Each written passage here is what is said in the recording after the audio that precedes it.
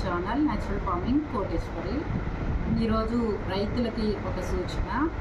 ముఖ్యంగా ఏదైతే పంట నేల ఖాళీగా ఎప్పుడైతే ఉంటుందో ఆ భూమి ఖాళీగా ఉన్నప్పుడు నేల అంతా కూడా ఎండిపోతుంది. ఎండిపోయి భూమిలో తేమ అనేది కూడా ఉండదు. అప్పుడు మనకి భూమిలో ఉన్నటువంటి సూక్ష్మజీవులన్నీ చనిపోతాయి.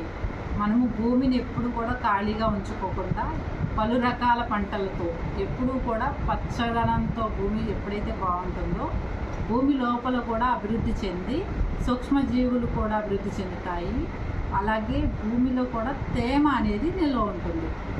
ఇలాంటి ఏవైనా మనకి భూమి మీద సంభవించినప్పుడు ఇప్పుడు ఎల్నినో వస్తుంది అంటున్నాం కదా, అలాంటివి వచ్చినప్పుడు కూడా మన భూమి తట్టుకునే శక్తి ఉంటుంది.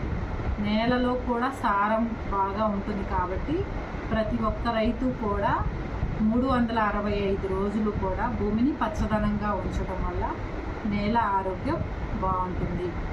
మనం కూడా మంచి ఆరోగ్యంగా ఉంటాము. Thank you.